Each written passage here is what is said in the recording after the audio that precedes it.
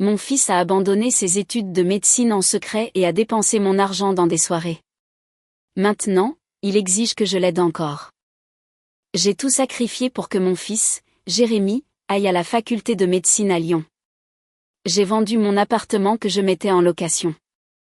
J'ai fait un retrait anticipé sur mon plan d'épargne retraite et j'ai payé les pénalités fiscales.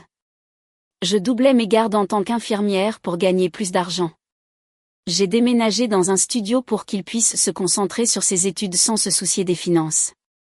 Chaque mois, je lui envoyais 5 000 €. Les frais de scolarité, le loyer de son appartement près de la presqu'île, la nourriture, les livres, tout était couvert. Il m'avait promis qu'il prendrait soin de moi quand il serait médecin. Il m'appelait son héroïne. Il disait qu'il étudiait tous les soirs. Il m'envoyait des photos en blouse de chirurgien, parlait de ses stages à l'hôpital et de ses professeurs. J'étais si fière, mon fils, le futur médecin. 3 ans de virement, un total de 180 000 €. Puis, le mois dernier, j'ai croisé la mère de son colocataire au Monoprix et elle a mentionné à quel point c'était formidable que Jérémy et son fils puissent monter leur entreprise d'événementiel ensemble. Quelle entreprise? Quel colocataire? Jérémy vivait seul pour se concentrer sur ses études. Elle a semblé confuse.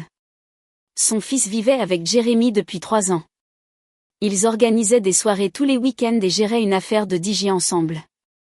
Jérémy n'allait plus à la faculté de médecine depuis le premier semestre. Il a abandonné le cursus après avoir échoué à son premier examen d'anatomie et ne me l'a jamais dit. Pendant 3 ans, il avait reçu mon argent, le dépensant en équipement pour son activité de DJ, organisant des soirées, faisant des voyages à Ibiza et à Berlin, menant la grande vie pendant que je mangeais des pâtes au beurre pour payer ses faux frais de scolarité. J'ai appelé le service de la scolarité de la faculté et ils ont confirmé qu'il avait abandonné en 2021. Le secrétariat a dit qu'ils avaient envoyé plusieurs courriers à son adresse permanente. Mon adresse. C'était Jérémy qui interceptait mon courrier. Je me suis rendue à son appartement ce soir-là. Son véritable appartement, pas le studio que je payais. Un luxueux appartement en attique que je n'avais jamais vu. Du matériel de musique partout, une installation de DJ professionnelle, une cabine d'enregistrement et 3 colocataires que je n'avais jamais rencontrés. Jérémy était dans le salon en train de mixer des morceaux et quand il m'a vu, il n'a même pas semblé surpris, juste irrité que je sois apparue à l'improviste. J'ai posé des questions sur la faculté de médecine et il a haussé les épaules, disant que ce n'était pas pour lui. Trop de mémorisation, trop de règles. Il avait trouvé sa véritable passion dans la musique, s'était constitué un public, avait établi des contacts et était maintenant un artiste. J'ai demandé des comptes sur les 180 000 € et il a dit que c'était un investissement dans son avenir. L'argent l'avait aidé à développer son réseau, à construire sa marque, à acheter du matériel. Tout s'était bien passé car son entreprise décollait. Il avait gagné 30 000 € l'année dernière, seulement 150 000 de moins que ce que je lui avais donné. Quand j'ai commencé à pleurer, il m'a dit d'arrêter d'être manipulatrice et a ajouté que beaucoup de parents soutiennent les rêves de leurs enfants, que je devrais être fière qu'il ait trouvé sa vocation. Ses colocataires étaient d'accord. Ils m'ont qualifié de géniale pour avoir financé son parcours comme si j'avais eu le choix, comme si j'avais su ce que je finançais. Je suis partie sans rien dire de plus. J'avais besoin de temps pour digérer la trahison, les mensonges, les années volées de ma vie à doubler mes gardes, l'argent de la retraite qui s'était envolé, l'appartement que je ne récupérerai jamais. Jérémy n'a pas appelé pour s'excuser, n'a pas envoyé de message pour expliquer quoi que ce soit pendant 2 semaines. Puis, hier, il a appelé avec de l'enthousiasme dans la voix. Grande nouvelle. Il avait une opportunité. Un DJ célèbre voulait collaborer et ils pourraient faire une tournée ensemble, ouvrir un studio, construire un empire. Il avait juste besoin d'un capital de départ, 50 000 €. Puisque j'avais tant investi dans son éducation, c'était juste un peu plus pour sa vraie carrière, il me rembourserait le double quand il réussirait. Promis, tout comme il avait promis de devenir médecin. Je lui ai dit que j'allais y réfléchir. Il a dit qu'il n'y avait pas le temps de réfléchir. Le DJ rencontrait d'autres partenaires potentiels. C'était sa chance. Notre chance. Nous étions une équipe. J'étais son associé. Pas seulement sa mère. Sans moi, rien de tout cela n'existerait, ce qui était vrai. Sans moi, il aurait dû trouver un travail au lieu de faire semblant d'étudier la médecine. Je lui ai demandé de me rejoindre à mon appartement pour discuter des termes. Il est arrivé dans une Tesla de location, pour son image, a-t-il dit, ça faisait partie des affaires. Il a apporté des contrats. Il avait tout planifié. Je serais une associée silencieuse, avec un retour de 15%. Mon nom n'apparaîtrait nulle part sur les documents, car cela compliquerait les impôts, mais je pouvais lui faire confiance. Je l'ai laissé présenter tout son argumentaire.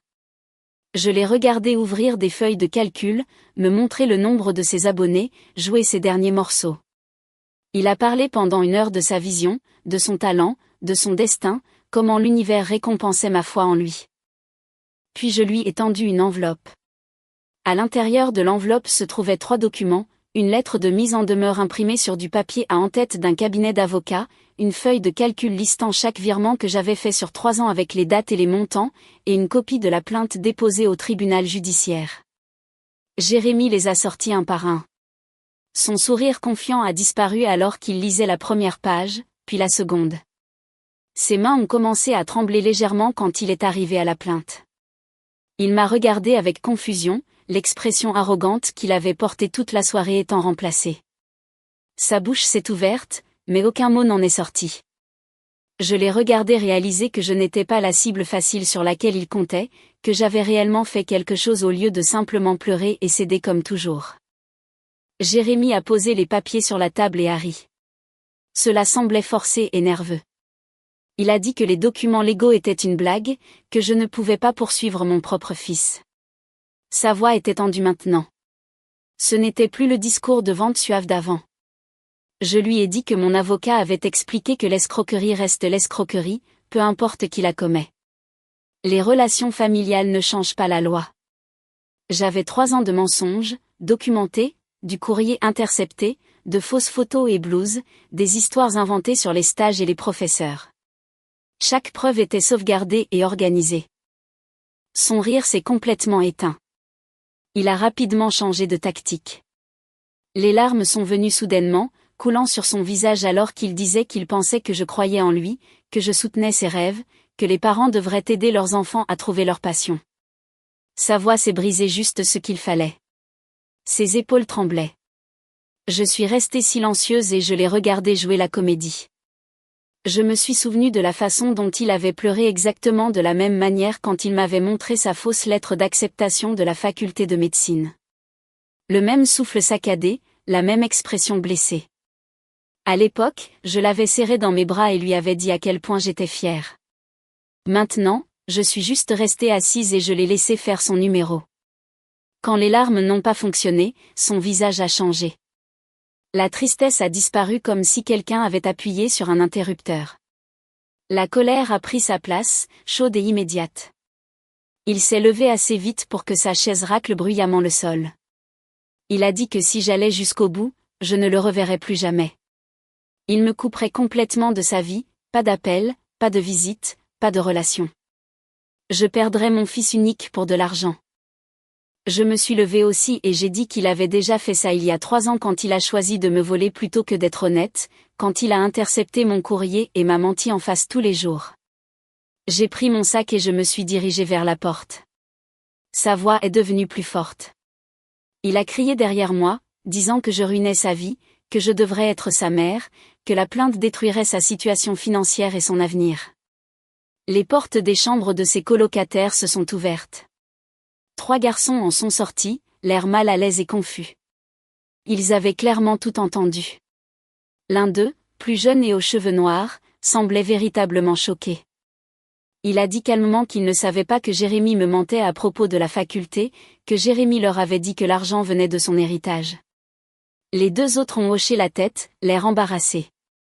J'ai cru celui aux cheveux noirs en me basant sur son air abasourdi. Jérémy leur a dit de se taire et de retourner dans leur chambre. Ils n'ont pas bougé. Je suis sortie sans rien dire de plus.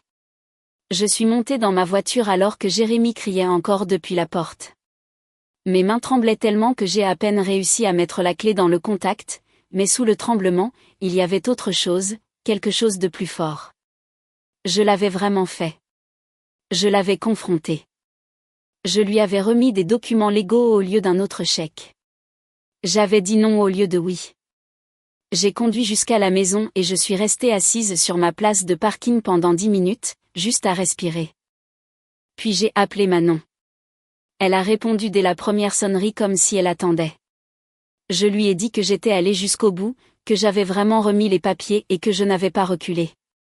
Quand il a pleuré et crié, elle a dit qu'elle était fière de moi, qu'elle savait à quel point ça avait dû être difficile, que Jérémy me manipulait depuis des années et qu'il était temps que quelqu'un lui tienne tête. Le lendemain matin, mon téléphone a commencé à vibrer avant même que je ne sois sortie du lit, message après message de Jérémy. Les premiers étaient des excuses, disant qu'il était vraiment désolé et qu'il ne pensait pas ce qu'il avait dit. Puis ils se sont transformés en menaces de ne plus jamais me parler. Puis en tentative de me faire culpabiliser sur la façon dont je ruinais sa vie et détruisais ses rêves. Comment pouvais-je lui faire ça après tout? Comment je devais l'aimer inconditionnellement? Comme les autres parents, qui soutiennent leurs enfants sans exiger de retour. J'ai fait une capture d'écran de chaque message.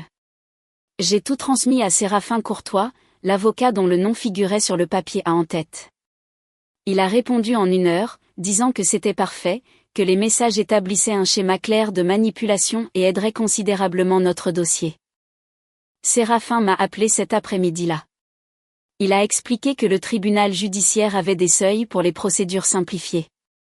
Le maximum dans notre cas était de 10 000 €, mais la plainte créait un enregistrement légal officiel de l'escroquerie. Cela mettait la pression sur Jérémy pour négocier ou faire face à des conséquences pires.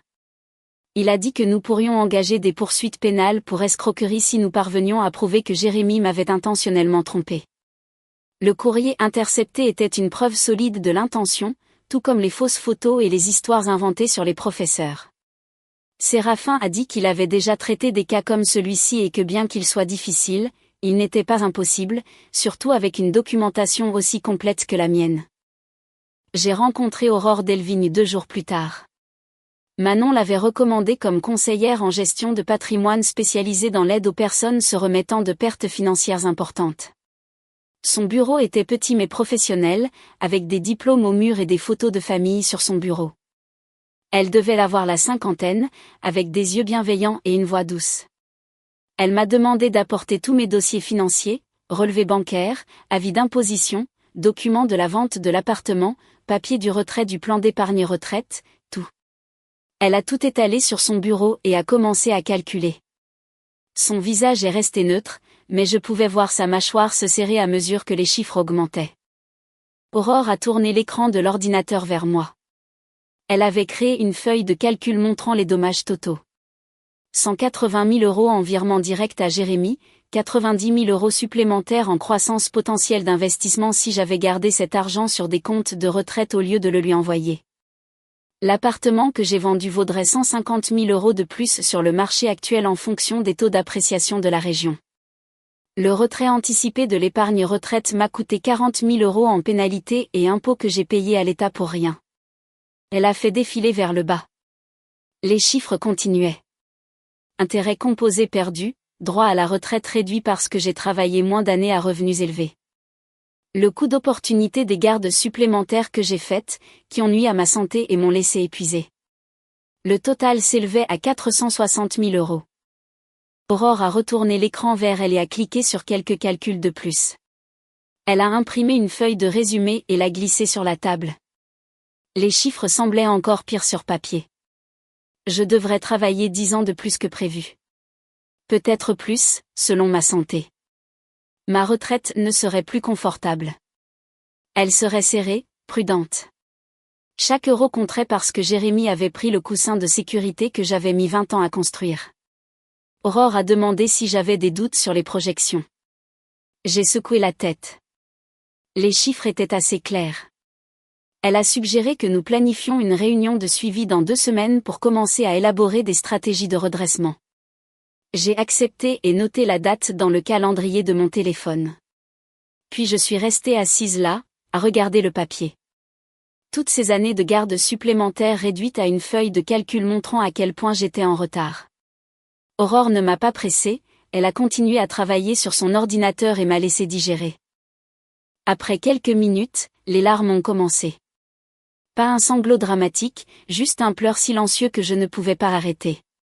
C'était la première fois que je pleurais vraiment depuis que j'avais découvert la vérité. Tout ce qui avait précédé était du choc, de la colère et une activité frénétique.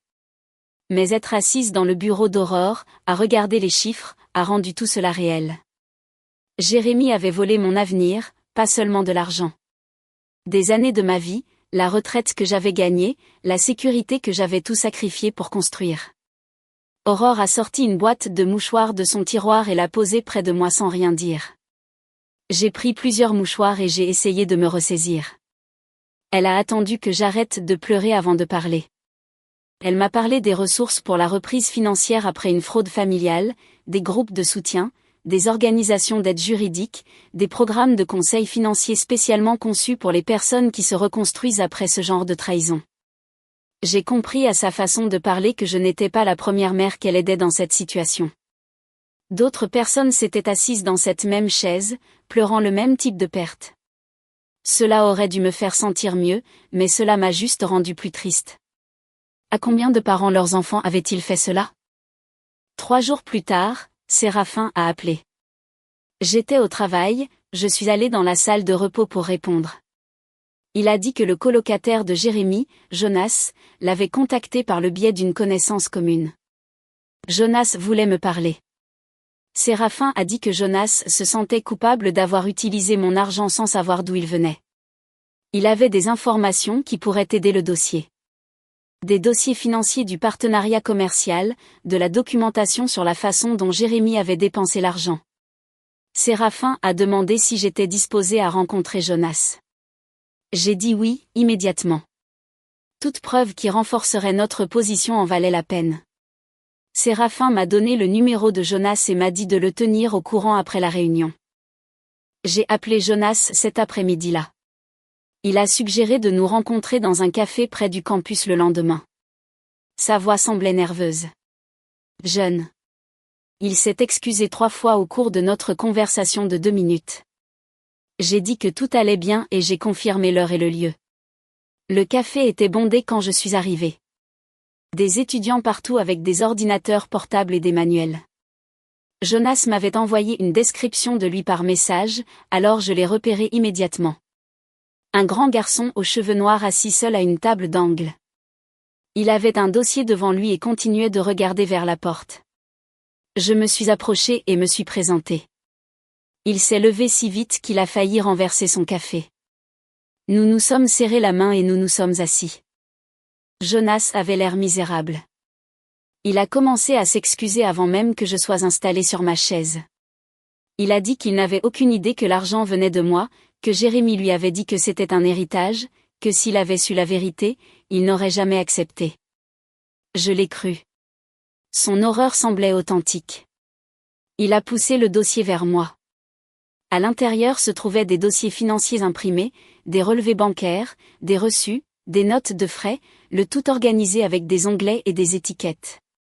Jonas avait fait un réel effort pour tout documenter. Il m'a montré les dossiers page par page.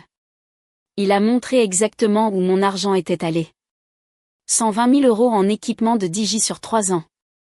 Platine, enceinte, table de mixage, système d'éclairage, logiciel d'enregistrement, microphone professionnel, tout haut de gamme, parce que Jérémy insistait sur le fait qu'ils avaient besoin du meilleur équipement pour être compétitifs. 40 000 € supplémentaires étaient allés à l'appartement de luxe et à la location de la Tesla. Jonas a dit que Jérémy l'avait convaincu qu'il devait projeter le succès pour attirer de meilleurs clients, que l'image comptait dans l'industrie du divertissement. Les 20 000 € restants avaient disparu dans des voyages, des festivals de musique dans différentes villes, des événements de réseautage qui n'étaient en réalité que des vacances. Ibiza, Berlin, Amsterdam, Barcelone. Jérémy les appelait des investissements commerciaux, Jonas a admis que la plupart du temps, il faisait simplement la fête et distribuait des cartes de visite. J'ai interrogé Jonas sur les revenus réels de l'entreprise. Il a semblé encore plus mal à l'aise. Ils avaient gagné environ 30 000 € au total en 3 ans. La plupart des contrats étaient de petites fêtes et des événements universitaires qui couvraient à peine leurs dépenses. La collaboration avec le célèbre DJ que Jérémy avait mentionné n'était qu'un échange de mails avec quelqu'un qui avait un nombre modeste d'abonnés dans la région. Ce n'était pas une tournée, ce n'était pas un contrat d'enregistrement, juste un type qui avait répondu au message de Jérémy quelquefois. Jonas a dit que Jérémy avait l'habitude d'exagérer les opportunités, faisant passer de petites connexions pour de grosses affaires, convainquant les gens que sa grande chance était toujours imminente. J'ai demandé pourquoi Jonas était resté son partenaire si longtemps. Il a dit que Jérémy était charismatique, confiant. Il faisait croire les gens en sa vision, même quand les chiffres ne la soutenaient pas. Mais après avoir découvert la vérité sur l'origine de l'argent de départ, Jonas ne pouvait plus travailler avec lui. Il dissolvait le partenariat. Il a proposé de témoigner si mon affaire allait au tribunal. Il a dit qu'il voulait aider à arranger les choses de toutes les manières possibles.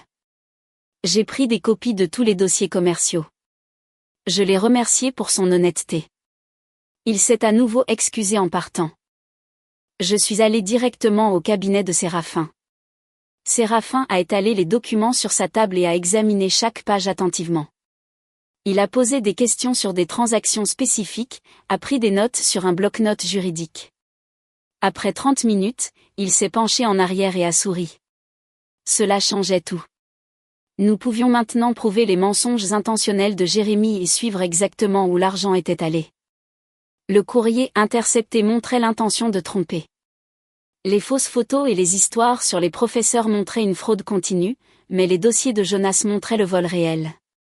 Chaque euro comptabilisé, chaque mensonge documenté. Séraphin a dit qu'il déposerait une plainte modifiée avec cette nouvelle preuve. Cela renforçait considérablement notre position. Il devenait beaucoup plus difficile pour Jérémy de prétendre à des malentendus ou à des erreurs honnêtes. Nous avions la preuve d'une fraude délibérée s'étalant sur 3 ans. 2 semaines après avoir remis l'enveloppe à Jérémy, mon téléphone a sonné avec un numéro que je ne reconnaissais pas. J'ai failli ne pas répondre, mais quelque chose m'a poussé à le faire. La voix d'un homme a demandé si j'étais la mère de Jérémy. J'ai dit que oui.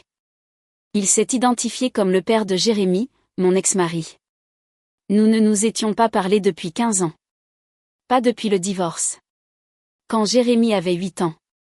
Il avait déménagé à l'autre bout du pays, fondé une nouvelle famille, envoyé des chèques de pension alimentaire, mais n'avait jamais appelé, jamais visité.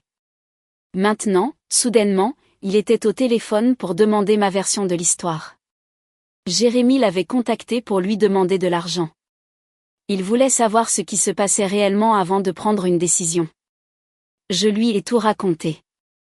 La fausse faculté de médecine, les 3 ans de virement, l'affaire de DJ, l'appartement de luxe et la Tesla louée, les 180 000 euros perdus, les documents légaux que j'avais signifiés, les preuves que nous rassemblions. Le père de Jérémy est resté silencieux pendant toute l'explication. Quand j'ai eu fini, il y a eu un long silence. Puis il a admis que Jérémy lui avait fait quelque chose de similaire il y a 5 ans. Jérémy avait prétendu avoir besoin de 10 000 euros pour un programme médical d'été à l'étranger. Son père a envoyé l'argent. 6 mois plus tard, il a découvert sur les réseaux sociaux que Jérémy avait utilisé l'argent pour un voyage à Ibiza avec des amis. Pas de programme médical, juste un autre mensonge pour obtenir de l'argent pour faire la fête. J'ai dit au père de Jérémy que je réfléchirais à son offre et j'ai raccroché, me sentant étrange. 15 ans de silence. Et maintenant, il voulait aider parce que Jérémy avait essayé le même tour avec lui. Les 5 000 euros feraient une différence pour les frais d'avocat de Séraphin, mais accepter de l'argent de sa part semblait compliqué. Manon a dit que je devais accepter. Quand je l'ai appelée pour lui parler de la conversation, elle m'a rappelé que le père de Jérémy avait la responsabilité de m'alerter sur le schéma de mensonge de Jérémy pour de l'argent et qu'il ne l'avait pas fait. Les 5 000 euros étaient le moins qu'il puisse faire après être resté silencieux pendant que j'étais trompée pendant 3 ans. Je l'ai appelé le lendemain et j'ai accepté son offre. Il a viré l'argent en quelques heures et a envoyé un bref email disant qu'il aurait aimé que nous ayons parlé plus tôt. Séraphin a appelé 2 jours plus tard avec une mise à jour. Il avait envoyé toutes nos preuves à l'avocat de Jérémy, y compris les dossiers commerciaux et l'offre de témoignage de Jonas. L'avocat de Jérémy a tout examiné et a appelé Séraphin dans les 24 heures. Il voulait discuter d'une médiation plutôt que d'aller au tribunal. Séraphin a expliqué que c'était un bon signe car cela signifiait qu'ils savaient que leur position était faible. Le courrier intercepté prouvait l'intention de tromper, et les dossiers de Jonas traçaient chaque euro que j'avais envoyé directement à des dépenses personnelles et à du matériel de fête. Si nous allions au tribunal, les preuves donneraient une très mauvaise image de Jérémy et il pourrait faire face à des poursuites pénales pour escroquerie en plus des sanctions civiles. La médiation signifiait qu'il voulait régler l'affaire rapidement et discrètement avant que les choses n'empirent pour Jérémy. J'ai demandé à Séraphin ce que la médiation accomplirait et il a exposé la réalité. Les procès prenaient des mois ou des années et coûtaient des milliers d'euros en frais juridiques sans garantie de récupération. La médiation était plus rapide, moins chère, et nous donnait un avantage pour négocier un règlement où Jérémy paierait réellement quelque chose en retour. Séraphin a dit que nous avions suffisamment de preuves pour pousser à un véritable accord avec des modalités de paiement et une reconnaissance légale de ce que Jérémy avait fait. Je ne récupérerai pas tout mon argent, mais je récupérerai plus que si je partais simplement, et j'aurais une documentation légale tenant Jérémy pour responsable. J'ai accepté la médiation, même si une partie de moi voulait traîner Jérémy devant les tribunaux et le faire affronter un juge. Séraphin l'a programmé pour dans 3 semaines afin de nous donner le temps de préparer nos demandes de règlement. Manon m'a aidé à dresser une liste de ce que je voulais de la médiation, pas seulement de l'argent, mais une reconnaissance et des conséquences. Je voulais que Jérémy admette par écrit qu'il avait menti et m'avait volé. Je voulais un plan de remboursement qui durerait des années pour qu'il fasse face aux conséquences de ses choix pendant longtemps. Je voulais qu'il vende son coûteux équipement de Digi pour effectuer un paiement immédiat montrant qu'il était sérieux. Séraphin a examiné ma liste et a dit que la plupart étaient raisonnables et que nous pouvions tout demander, étant donné la force de nos preuves. Avant la médiation, je savais que j'avais besoin d'aide pour traiter tout ce qui s'était passé au-delà des aspects juridiques et financiers. Manon a recommandé une thérapeute nommée Clotilde Barrière, qui travaillait sur les traumatismes familiaux et les cas d'abus financiers. J'ai appelé le cabinet de Clotilde et j'ai obtenu un rendez-vous pour la semaine suivante. Son cabinet était dans un immeuble calme près de l'hôpital où je travaillais, et la salle d'attente avait des chaises confortables et des œuvres d'art apaisantes. Clotilde était plus jeune que je ne l'attendais, avec des yeux bienveillants et une façon de parler directe qui m'a mise à l'aise immédiatement. Elle m'a demandé de raconter ce qui m'amenait là et j'ai expliqué toute la situation avec Jérémy. La fausse faculté de médecine, les 3 ans de virement, l'appartement de luxe et l'affaire de Digi, le dossier juridique que nous constituions. Clotilde a écouté sans interrompre et a pris des notes sur un bloc-notes jaune. Quand j'ai eu fini, elle m'a demandé ce qui semblait le plus douloureux dans ce que Jérémy avait fait. J'ai commencé à dire l'argent, mais je me suis arrêtée parce que ce n'était pas vrai. L'argent faisait terriblement mal, mais la trahison était plus profonde. Jérémy m'avait regardé dans les yeux pendant 3 ans et avait menti. Il m'avait envoyé de fausses photos et inventé des histoires sur des professeurs et des stages. Il m'avait appelé son héroïne tout en dépensant mon argent de retraite en fêtes et en voyage. Clotilde a hoché la tête et a dit que ce que Jérémy avait fait n'était pas seulement un vol, mais une violation profonde de la confiance entre une mère et son fils. Elle a expliqué que mon chagrin de perdre la relation que je pensais avoir avec Jérémy était tout aussi valide que ma colère pour l'argent. Je pleurais 2 pertes en même temps, la sécurité financière que j'avais mis des décennies à construire et le fils que je croyais exister mais qui n'avait jamais vraiment existé. Cette deuxième perte était celle que je ne m'étais pas encore permis de ressentir pleinement parce que j'étais tellement concentrée sur les problèmes pratiques de l'action en justice et de la récupération de l'argent. Nous avons passé le reste de cette première session à parler de la différence entre le Jérémy que je pensais avoir élevé et le Jérémy qui existait réellement. Clotilde m'a aidé à voir que j'avais été une bonne mère qui soutenait l'éducation de son fils. Jérémy a fait le choix d'exploiter ce soutien et ses actions reflétaient son caractère, pas mon échec en tant que mère. À la fin de la séance, je me sentais épuisée, mais plus légère d'une certaine manière. Clotilde m'a programmé des consultations hebdomadaires jusqu'à la médiation. Lors de notre 2e séance, Clotilde m'a demandé quel résultat de la médiation semblerait juste. J'y ai réfléchi longuement avant de répondre. Je ne voulais pas que Jérémy soit détruit ou sans abri, même après tout ce qu'il avait fait. Une partie de moi se souvenait encore du petit garçon qui m'apportait des dessins de l'école et me racontait sa journée. Mais je ne pouvais pas avoir de relation avec l'homme qui m'avait volé à moins qu'il ne change fondamentalement et ne prouve par des années d'action cohérente qu'il comprenait ce qu'il avait fait de mal. Je voulais qu'il reconnaisse ses mensonges par écrit. Je voulais qu'il me rembourse tout ce qu'il pouvait, même si cela prenait une décennie. Je voulais des conséquences qui pourraient réellement lui apprendre la responsabilité au lieu de le laisser s'en tirer en pensant qu'il pouvait se sortir de n'importe quelle situation par la manipulation. Clotilde a demandé si je croyais que Jérémy était capable d'un vrai changement et j'ai admis que je ne savais pas. Il n'avait montré aucun remords lorsque je l'avais confronté dans son appartement, mais peut-être que faire face à des conséquences juridiques et perdre son partenariat commercial avec Jonas avait commencé à ébranler sa confiance. Peut-être que être forcé de reconnaître ce qu'il avait fait lors de la médiation serait le signal d'alarme dont il avait besoin. Ou peut-être qu'il apprendrait simplement à être un meilleur menteur la prochaine fois. Clotilde m'a rappelé que je ne pouvais pas contrôler si Jérémy changerait, mais que je pouvais contrôler la façon dont je me protégeais à l'avenir. La médiation visait à établir des limites et des conséquences, pas à réparer Jérémy ou à reconstruire notre relation. Ces choses pourraient arriver éventuellement si Jérémy faisait le travail difficile de devenir une personne différente, mais elles ne pouvaient pas être mon objectif maintenant. Mon objectif devait être ma propre guérison et m'assurer que Jérémy assume une réelle responsabilité pour ses choix. 2 jours avant la médiation, Manon est venue m'aider à me préparer. Elle a apporté de la nourriture et nous nous sommes assises à ma petite table de cuisine, passant en revue différents scénarios possibles. Manon a joué le rôle de Jérémy essayant différentes tactiques de manipulation pendant que je m'entraînais à rester calme et concentrée sur les faits. Elle a fait semblant de pleurer et s'est excusée de manière dramatique. Elle a essayé de me faire culpabiliser en me traitant de mauvaise mère. Elle a offert des promesses vagues de me rembourser un jour sans conditions spécifiques. Chaque fois, je répondais avec les mêmes déclarations calmes sur les preuves documentées et la responsabilité légale. Manon m'a rappelé que je ne devais ni pardon ni relation à Jérémy.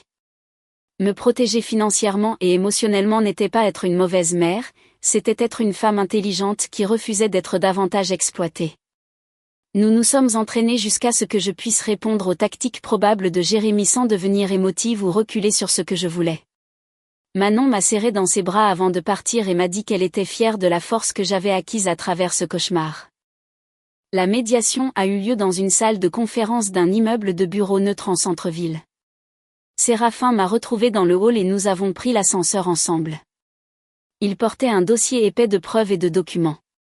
La salle de conférence avait une longue table avec des chaises de chaque côté et des fenêtres donnant sur la ville. Une médiatrice professionnelle est arrivée la première et s'est présentée. Elle a expliqué le processus et les règles de base strictes. Puis l'avocat de Jérémy est arrivé seul et a organisé ses documents à un bout de la table. Séraphin et moi nous sommes assis à l'autre bout. Jérémy est entré en dernier, marchant lentement, comme s'il n'était pas sûr de vouloir être là. Il portait un pantalon en toile et une chemise boutonnée au lieu de ses vêtements de ville habituels. Ses cheveux étaient coiffés et son visage semblait fatigué. Il s'est assis à côté de son avocat et a regardé la table.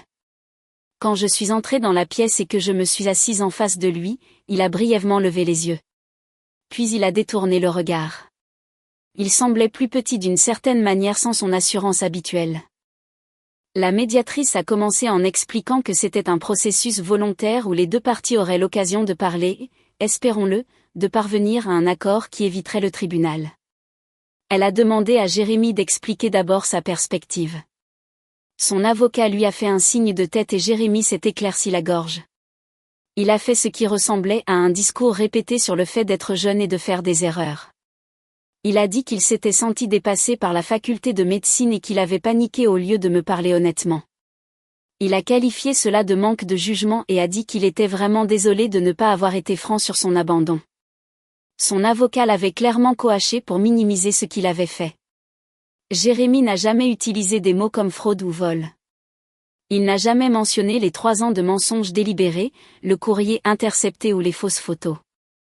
Il a tout présenté comme une série de mauvais choix faits par un garçon confus qui ne savait pas comment décevoir sa mère. Je l'ai regardé faire ses excuses et je n'ai ressenti qu'une reconnaissance lasse d'une autre tentative de manipulation. Quand ce fut mon tour de parler, j'ai sorti la déclaration que j'avais préparée avec Clotilde. Mes mains tremblaient légèrement en dépliant le papier, mais ma voix est restée ferme. J'ai lu sur le fait de doubler mes gardes en tant qu'infirmière alors que mon corps me faisait mal et que mes pieds gonflaient. J'ai lu sur le fait de manger des pâtes et des conserves pour le dîner pour pouvoir envoyer 5 000 € à Jérémy chaque mois. J'ai lu sur le retrait anticipé de ma retraite et le paiement de la pénalité fiscale parce que je croyais que j'investissais dans l'avenir de mon fils en tant que médecin. J'ai lu sur la vente de mon appartement, qui aurait fourni un revenu à ma retraite. J'ai lu sur les 3 ans de mensonges, le courrier intercepté, les fausses photos et blouses. J'ai lu sur la découverte que Jérémy vivait dans un appartement de luxe en organisant des soirées pendant que je vivais dans un studio en sacrifiant tout. J'ai lu sur les 180 000 € perdus et les centaines de milliers supplémentaires en croissance d'investissement perdus et en sécurité de retraite. J'ai lu sur le fait de devoir travailler 10 ans de plus que prévu et de faire face à une retraite diminuée parce que mon fils a choisi de me voler. Quand j'ai fini de lire, il y a eu un silence dans la pièce. La médiatrice a regardé Jérémy et a demandé s'il comprenait le préjudice qu'il avait causé. Il y a eu une longue pause. L'avocat de Jérémy a commencé à parler, mais la médiatrice a levé la main, a gardé les yeux sur Jérémy et a attendu. Finalement, il a dit oui doucement, sans lever les yeux. Son avocat a immédiatement essayé de passer au terme du règlement, mais la médiatrice l'a arrêté. Elle a dit à Jérémy qu'il devait répondre à ce que j'avais dit, pas seulement l'admettre. Elle lui a demandé ce qu'il comprenait spécifiquement de l'impact de ses actions sur ma vie.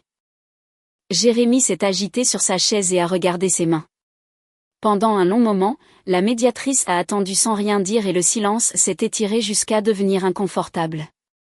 Finalement, il a parlé d'une voix basse qui sonnait différemment de son ton confiant habituel. Il a dit qu'il savait que ce qu'il faisait était mal tout le temps.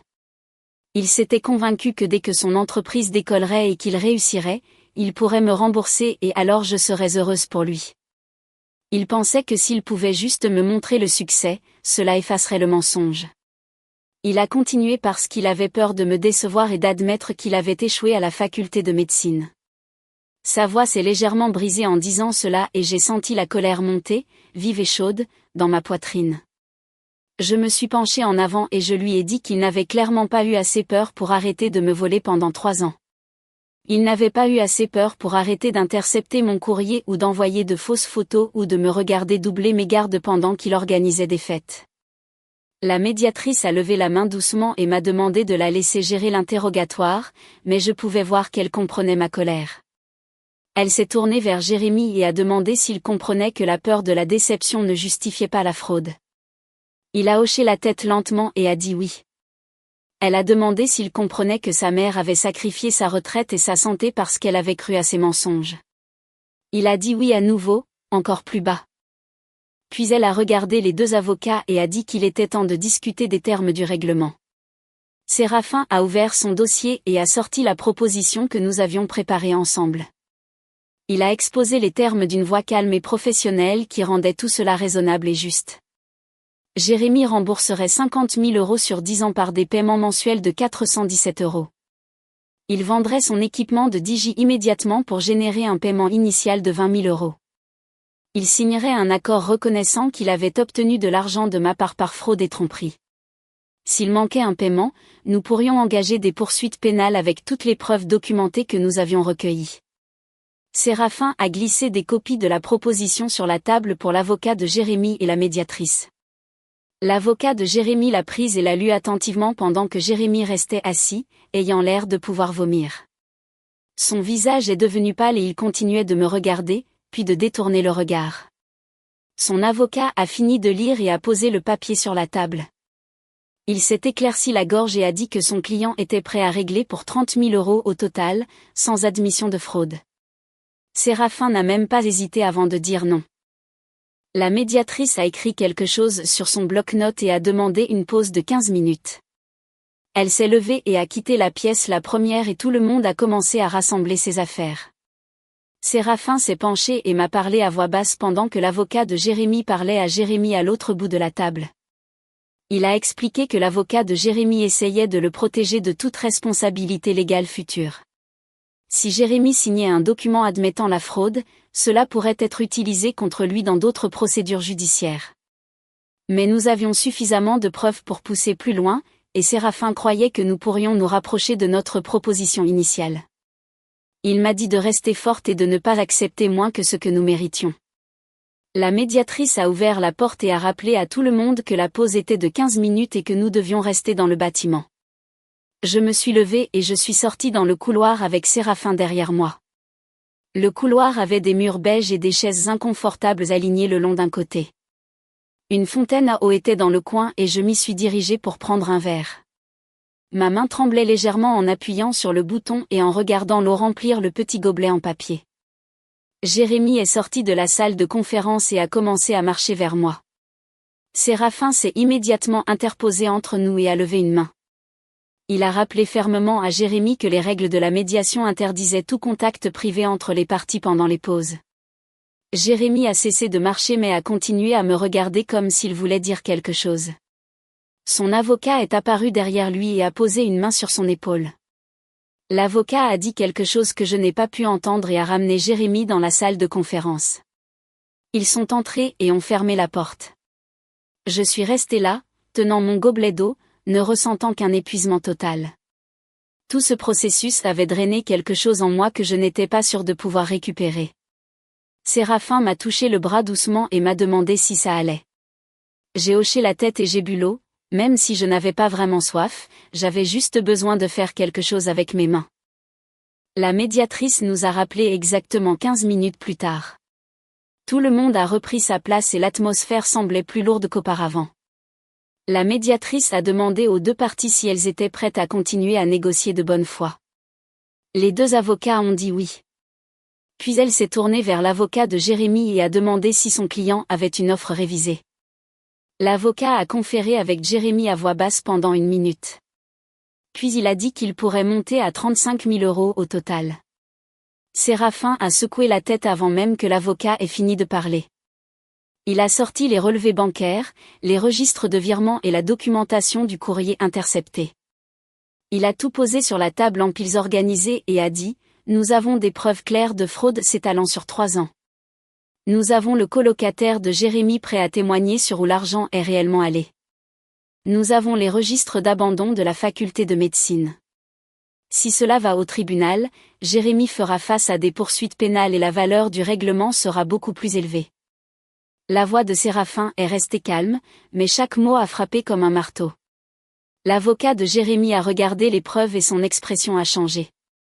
Il a demandé une autre consultation privée avec son client.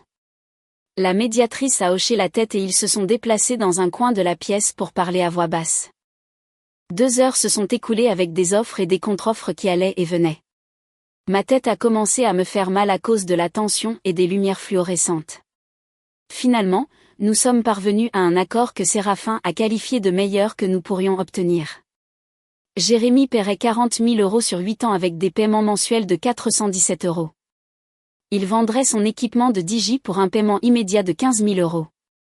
Plus important encore, il signerait un document reconnaissant qu'il avait obtenu de l'argent de ma part de manière frauduleuse par des mensonges et de la tromperie. S'il manquait 3 paiements consécutifs, je pourrais engager des poursuites pénales avec toutes nos preuves documentées. La médiatrice a lu les termes attentivement et a demandé aux deux parties si elles étaient d'accord. J'ai dit oui. Jérémy a hésité. Puis il a dit oui d'une voix si basse que je l'ai à peine entendu. L'avocat de Jérémy a également négocié que Jérémy n'aurait aucun contact avec moi à moins que je ne l'initie. Jérémy devait suivre un conseil financier pendant 1 année complète avec preuve de participation. Son avocat semblait mécontent de la reconnaissance de la fraude, mais Séraphin a clairement indiqué que nous engagerions autrement des poursuites pénales. Jérémy ferait probablement face à des conséquences bien pires si cela allait au tribunal. La médiatrice a imprimé le protocole d'accord et tout le monde l'a examiné une dernière fois. Elle a expliqué qu'une fois signé, il serait déposé au tribunal et deviendrait un document juridiquement exécutoire. Toute violation aurait de graves conséquences juridiques. Elle a demandé si tout le monde comprenait et tout le monde a dit oui. J'ai pris le stylo et j'ai signé mon nom sur la ligne à côté de l'endroit où il était écrit demandresse. Ma signature semblait tremblante, mais c'était fait. Jérémy a signé sur sa ligne et sa main tremblait légèrement. Les 2 avocats ont signé en tant que témoins et la médiatrice a signé en tant que médiatrice officielle. Elle a rassemblé toutes les copies et a dit qu'elle les déposerait au tribunal à la fin de la journée. Je savais que je ne récupérerais qu'environ 55 000 des 180 000 euros qu'il avait pris. Ce n'était pas proche de tout ce que j'avais perdu, mais c'était plus que ce à quoi je m'attendais au début. Plus important encore, cela tenait Jérémy légalement responsable de ce qu'il m'avait fait. L'accord existait maintenant dans les registres officiels et ne pouvait être effacé ou oublié. Séraphin et moi avons quitté le bâtiment ensemble sous le soleil de l'après-midi. Je me sentais plus légère d'une certaine manière, même si je savais que je ne récupérerais jamais ce que j'avais perdu. Le poids de l'incertitude s'était dissipé et avait été remplacé par quelque chose de concret et de réel. Séraphin m'a dit que l'accord était en fait un bon résultat, étant donné la difficulté de poursuivre une fraude familiale. De nombreux parents ne récupèrent jamais rien. Le plan de paiement signifiait que Jérémy ferait face à des conséquences pour les 8 prochaines années, chaque mois, lorsqu'il effectuerait ce paiement. Il ne pourrait pas oublier ce qu'il avait fait ou prétendre que cela n'était pas arrivé. Séraphin m'a serré la main et a dit qu'il m'enverrait des copies de tous les documents déposés dans une semaine. Je l'ai remercié pour tout ce qu'il avait fait et je suis retournée à ma voiture seule. 2 semaines plus tard, j'ai vérifié mon compte bancaire et j'ai vu un dépôt de 15 000 euros avec un numéro de référence de la vente du matériel. Mon cœur a bondi en le voyant, car une partie de moi ne croyait pas que Jérémy tiendrait réellement sa promesse. J'ai immédiatement viré l'argent sur un nouveau plan d'épargne retraite que j'avais ouvert dans une autre banque. Jérémy n'avait aucune connaissance de ce compte et ne l'aurait jamais. C'était le mien et seulement le mien, et protégé d'une manière que mes comptes précédents ne l'étaient pas. J'ai appelé Aurore et lui ai parlé du dépôt. Elle m'a félicité et a dit que nous devrions nous rencontrer pour mettre en place des contributions automatiques de mon salaire d'infirmière. Nous avons programmé une consultation pour la semaine suivante et elle m'a aidé à créer un plan réaliste pour reconstituer mon épargne au cours des 20 prochaines années. Les chiffres semblaient toujours effrayants, mais ils semblaient possibles maintenant. Le premier paiement mensuel de 417 € est apparu sur mon compte exactement à la date d'échéance. J'ai regardé la transaction sur l'écran de mon téléphone, ressentant un mélange compliqué de soulagement et de tristesse. Soulagement que Jérémy tienne son accord, tristesse que c'est ce que notre relation était devenue, un paiement mensuel qui me rappelait tout ce qu'il avait pris et tout ce que nous avions perdu. J'ai appelé Clotilde et lui ai parlé du paiement. Elle m'a demandé comment je me sentais et je lui ai dit que je ne savais pas vraiment. Elle a dit que c'était normal et que c'était bien. Certaines trahisons sont trop profondes pour guérir complètement et certaines relations ne se rétablissent jamais. Peu importe le temps qui passe. L'important était que je me protégeais et que j'allais de l'avant. Les choix de Jérémy étaient les siens et je ne pouvais ni le réparer ni le changer. Tout ce que je pouvais faire, c'était reconstruire ce qu'il avait détruit et m'assurer qu'il n'aurait plus jamais l'occasion de me faire du mal. J'ai pris une garde supplémentaire par semaine à l'hôpital au lieu des 2 que je faisais avant. Mon corps avait besoin de repos après des années à me pousser au-delà de l'épuisement. L'argent supplémentaire aidait toujours, mais je pouvais réellement dormir pendant mes jours de congé maintenant. J'ai rencontré Aurore 2 semaines après le règlement et elle a étalé de nouvelles projections financières sur son bureau. Elle m'a montré comment les paiements mensuels de Jérémy, combinés à mon salaire d'infirmière et à un budget prudent, signifiaient que je pourrais prendre ma retraite à 70 ans au lieu de 75, 5 ans plus tôt que nous l'avions initialement calculé quand j'étais arrivée à son bureau, brisée et désespérée. Les chiffres semblaient possibles au lieu d'être sans espoir et j'ai ressenti quelque chose qui ressemblait à du soulagement. Pendant que j'étudiais les graphiques, Manon m'a appelé la semaine suivante et a suggéré que je recommence à regarder le marché immobilier locatif. Elle m'a rappelé que j'avais de l'argent du règlement qui rentrait maintenant. Peut-être qu'il était temps de penser à reconstruire cette partie de ma vie. Je lui ai dit que je n'étais pas encore prête à acheter, mais l'idée ne me donnait plus envie de pleurer. J'ai commencé à chercher des propriétés en ligne pendant mes pauses déjeuner au travail, de petits appartements et des studios qui pourraient générer des revenus locatifs. Cette fois, j'ai pris des notes sur le fait de tout garder séparé. Personne n'aurait accès à ces investissements. Personne ne saurait même qu'ils existaient jusqu'à ce que les papiers soient signés et que les propriétés soient à moi. 3 mois après la fin de la médiation, Séraphin m'a transmis une lettre de Jérémy. Il a expliqué que Jérémy l'avait envoyé à son cabinet en demandant s'il pouvait m'appeler pour s'excuser convenablement. J'ai lu la lettre 2 fois, assise à ma table de cuisine. L'écriture de Jérémy semblait hâtive et les mots semblaient répétés, mais il demandait la permission de parler. Séraphin a inclus une note me demandant ce que je voulais faire. Je l'ai rappelé et lui ai dit que je n'étais pas encore prête. Peut-être un jour, mais pas tant que je reconstruisais encore ce que Jérémie avait détruit. Séraphin a dit qu'il répondrait et le ferait savoir à Jérémie. Il m'a rappelé que je contrôlais les termes de tout contact futur. J'ai discuté de la lettre avec Clotilde lors de notre séance de thérapie suivante. Elle m'a demandé ce que je pensais du fait que Jérémie prenait contact et j'ai admis que je ne savais pas. Une partie de moi voulait entendre ce qu'il avait à dire. Une autre partie savait que cela ne changerait rien. Clotilde m'a aidé à travailler sur ma colère envers moi-même pour ne pas avoir vu les signes plus tôt. Je n'arrêtais pas de penser à tous les signaux d'alarme que j'avais manqués. Les détails vagues sur les cours, la façon dont il avait toujours une excuse quand je demandais à lui rendre visite, le courrier intercepté que je n'avais jamais remis en question. Clotilde a souligné que Jérémie avait fait de grands efforts pour maintenir sa tromperie, les fausses photos et blouses, les mensonges détaillés sur les professeurs et les stages, les histoires soigneusement élaborées sur ses études. Il avait délibérément exploité ma confiance et ma fierté en lui. Elle m'a rappelé que j'avais fait ce que tout parent aimant ferait et qu'il avait choisi de profiter de cet amour. 2 semaines plus tard, j'ai rejoint un groupe de soutien pour les parents qui avaient subi des abus financiers de la part d'enfants adultes.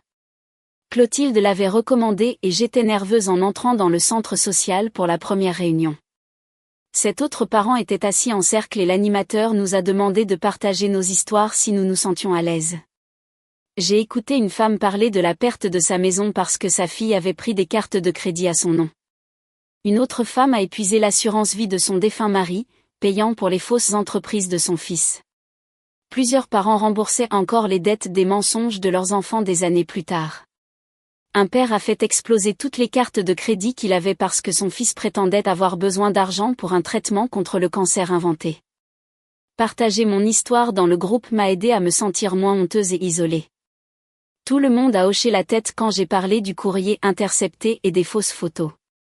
Ils comprenaient la trahison spécifique d'un enfant. L'animateur m'a aidé à voir que les actions de Jérémie reflétaient son caractère et non mon échec en tant que mère. J'avais tout fait correctement en soutenant l'éducation de mon fils. C'est lui qui a choisi d'exploiter ce soutien.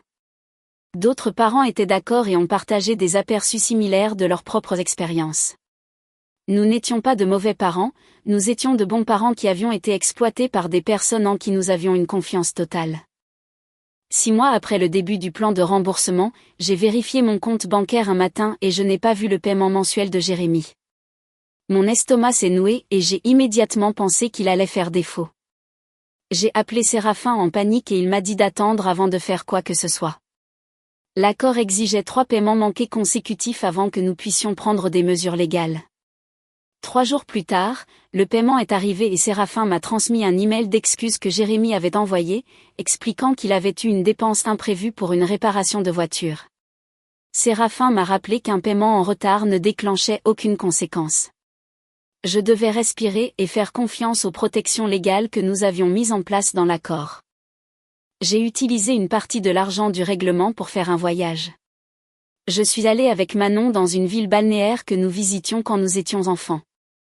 Nous avons séjourné dans un petit hôtel près de l'eau et avons passé 2 jours à marcher sur le sable et à manger dans des restaurants locaux. C'était le premier voyage de vacances que je prenais en 5 ans. Être loin de tout m'a aidé à me souvenir de qui j'étais au-delà d'être la mère de Jérémie ou une infirmière doublant ses gardes. Manon et moi avons parlé de notre enfance et de nos parents et de la façon dont nos vies avaient fini par être différentes de ce que nous avions imaginé. Elle m'a dit qu'elle était fière de la façon dont j'avais géré tout avec Jérémie. Elle a dit que j'étais plus forte que je ne le pensais. Au travail le mois suivant, ma cadre de santé m'a appelée dans son bureau et m'a offert un poste d'infirmière coordinatrice. Le poste venait avec une modeste augmentation de salaire et plus de responsabilités dans la gestion des autres infirmières de mon service. J'ai accepté immédiatement, sachant que le revenu supplémentaire aiderait à ma reprise de retraite. Ma cadre a mentionné qu'elle avait remarqué que je semblais plus concentrée ces derniers temps, plus présente pendant mes gardes. J'ai réalisé que fixer des limites avec Jérémie m'avait aidé à récupérer l'énergie que je gaspillais. Je ne vérifiais plus mon téléphone toutes les heures, imaginant s'il me contacterait.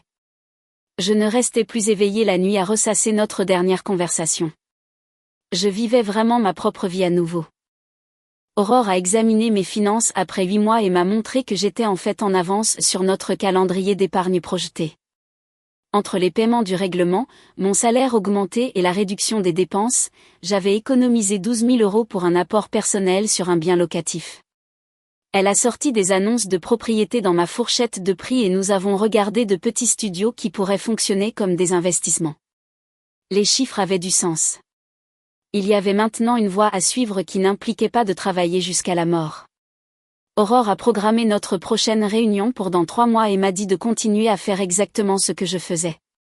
J'ai commencé à regarder des annonces immobilières en ligne pendant mes pauses déjeuner à l'hôpital. De petits appartements et des quartiers que je n'avais jamais envisagés auparavant, des endroits qui nécessitaient des travaux mais qui avaient de bonnes structures. J'ai fait des feuilles de calcul comparant les taux de prêt immobilier et le potentiel de revenus locatifs. J'ai calculé ce que je pourrais me permettre si j'économisais pendant 1 an de plus. Cette fois, je n'étais pas désespérée ou ne prenais pas de décisions émotionnelles. Je construisais quelque chose pour moi-même avec des yeux clairs et des limites protégées. L'excitation était différente d'avant. Pas la mère fière finançant un rêve, mais une investisseuse protégeant son avenir. J'ai sélectionné 3 propriétés et j'ai programmé des visites pour mon prochain jour de congé. Le paiement mensuel de Jérémy est arrivé sur mon compte exactement à temps le mois suivant. Je ne vérifiais plus obsessionnellement. Aurore avait mis en place des virements automatiques, donc l'argent allait directement sur mon compte de retraite sans que je le touche. Je m'étais entraînée à y penser comme une restitution de vie plutôt qu'une aide de mon fils. La distinction aidait. Il ne me soutenait pas ou ne m'aidait pas. Il remboursait ce qu'il avait volé. Certains mois, j'oubliais de vérifier si le dépôt était arrivé. Cela ressemblait à un progrès. Un matin, j'ai ouvert mes emails et j'ai vu un message de Jonas. L'objet disait « Nouveau départ ». Il écrivait qu'il avait créé une autre entreprise d'événementiel avec des partenaires qui partageaient ses valeurs. Il réussissait bien en réservant des événements d'entreprise et des mariages, un travail professionnel qui payait régulièrement. Il m'a remercié à nouveau de ne pas l'avoir inclus dans l'action en justice contre Jérémy. Il a dit qu'il avait appris des leçons importantes sur la vérification de l'origine de l'argent et des personnes avec qui on fait des affaires. Il a joint une photo de son nouvel espace de bureau, petit mais légitime. J'ai répondu par un bref « Félicitations » et j'ai supprimé l'email. Sa rédemption n'était pas mon affaire. Clotilde m'a demandé lors de notre session suivante si je me sentais prête à réduire nos consultations. La thérapie hebdomadaire m'avait aidé à traverser le pire de la colère et du chagrin. Je suis restée assise là à penser à la façon dont j'avais l'habitude d'être obsédée par Jérémy en permanence. Maintenant, je passais des jours entiers sans penser à lui. Mon énergie mentale était concentrée sur le travail et ma propre reprise financière. J'ai dit à Clotilde que je pensais que des séances bimensuelles avaient du sens. Elle a souri et a dit que c'était un progrès sain. Nous avons programmé notre prochaine consultation pour dans 2 semaines. Manon m'a appelé un samedi matin. Elle a dit qu'elle avait trouvé un appartement que je devais voir. Nous avons conduit jusqu'à un quartier près de l'université. Le bâtiment avait besoin de travaux extérieurs et l'unité avait des appareils électroménagers démodés, mais l'emplacement était parfait. Nous avons fait le tour ensemble pendant que je prenais des notes. Manon a souligné ce qui pouvait être facilement réparé et ce qui coûterait de l'argent sérieux. J'ai fait les calculs dans ma tête. Si j'économisais pendant 6 mois de plus, je pourrais me permettre l'apport et avoir encore un fonds d'urgence. Debout dans cette cuisine délabrée, je me sentais capable plutôt que désespérée. Je n'étais plus la femme qui avait tout vendu pour les mensonges de Jérémy, j'étais quelqu'un qui reconstruisait avec intention et sagesse. 2 ans après la médiation, Séraphin m'a transmis une lettre. Jérémy l'avait envoyée par les canaux légaux appropriés. Conformément à notre accord. Je l'ai ouverte lentement. Son écriture semblait la même. Il écrivait qu'il travaillait à un emploi régulier pour la première fois de sa vie. Il avait terminé le conseil financier obligatoire. Il disait qu'il comprenait maintenant ce qu'il m'avait pris, pas seulement de l'argent, mais des années de ma vie et ma capacité à faire confiance. Il n'a pas demandé à me voir ou à m'appeler, il a juste écrit qu'il espérait qu'un jour je pourrais lui pardonner. La lettre semblait sincère, mais j'avais déjà cru en sa sincérité auparavant. Je l'ai lue 3 fois, cherchant la manipulation ou les excuses. J'ai surtout trouvé de la responsabilité et du regret. J'ai classé la lettre dans un dossier avec tous les autres documents juridiques. Je n'ai pas répondu. Clotilde a dit lors de notre session suivante que le pardon était quelque chose que je faisais pour moi-même, que je pouvais pardonner la trahison sans réconcilier la relation. J'y ai réfléchi. Peut-être qu'un jour j'y arriverai. Peut-être que je n'y arriverai jamais.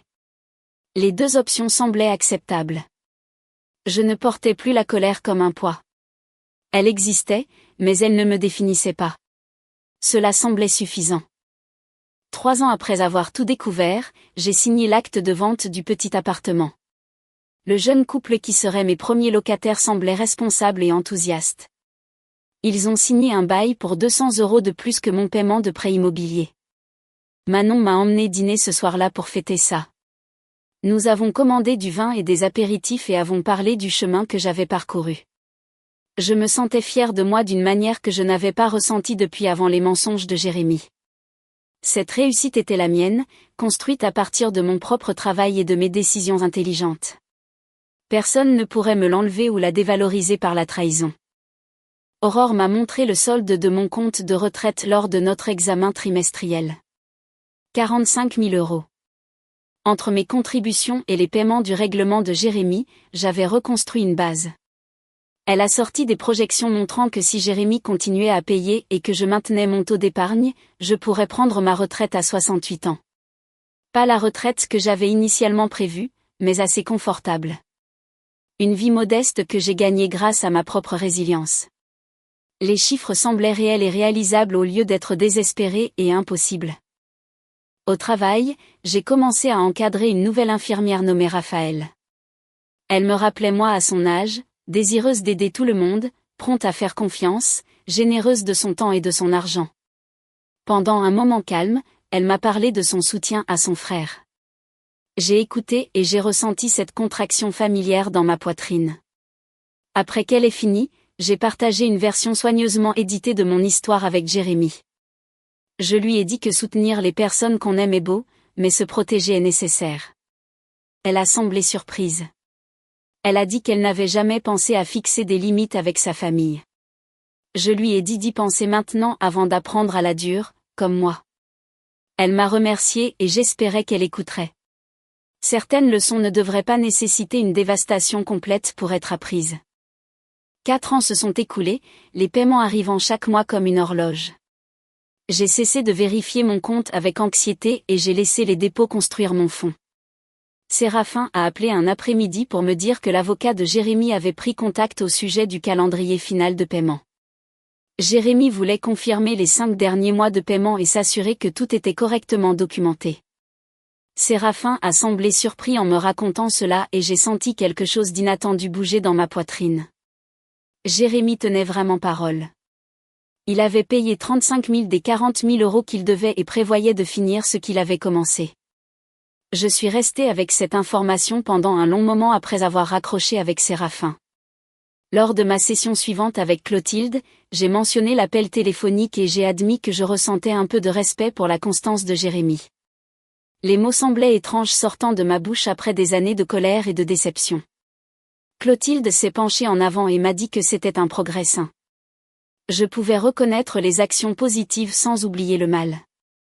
Elle m'a rappelé que voir quelqu'un faire ce qui est juste ne signifiait pas que je devais leur faire confiance à nouveau ou les laisser revenir dans ma vie.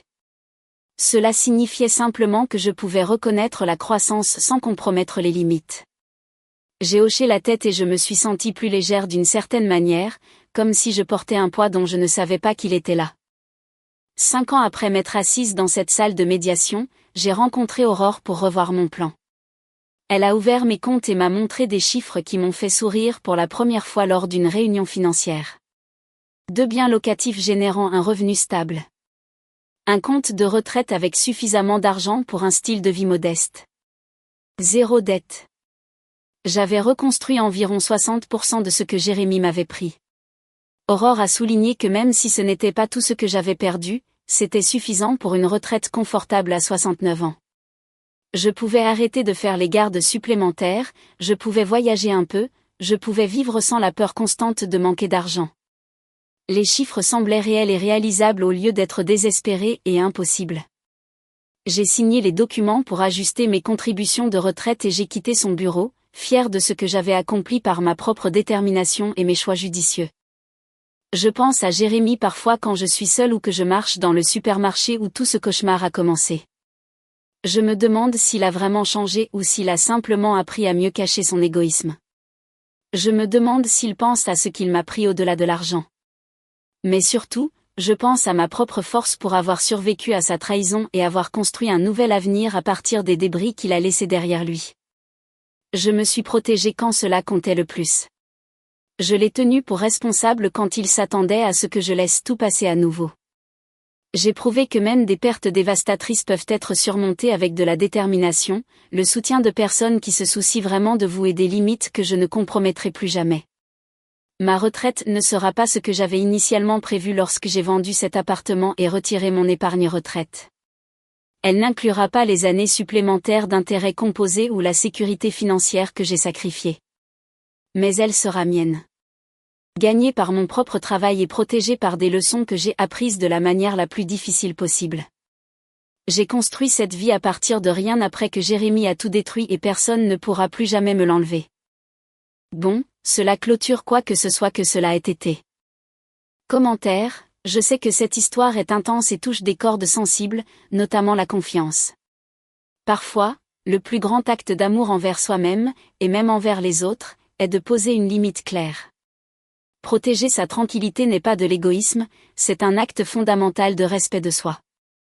Il faut un courage immense pour tracer cette ligne, surtout avec les personnes que nous aimons. La guérison ne consiste pas à effacer le passé, mais à reconstruire sa vie sur des bases saines et dignes. La bienveillance envers soi-même passe parfois par des décisions qui semblent difficiles au premier abord. Nous avons la responsabilité de veiller sur notre propre bien-être et de choisir nos réactions face aux épreuves. Se choisir soi-même n'est jamais une défaite, mais le début d'une nouvelle force. La paix intérieure arrive souvent après la tempête, lorsque nous reprenons les rênes de notre propre vie. J'espère que vous y trouverez de la force et je vous invite à toujours prendre soin de vous. Cette histoire vous a plu ? Laissez un commentaire et abonnez-vous pour soutenir la chaîne. D'autres histoires arrivent bientôt.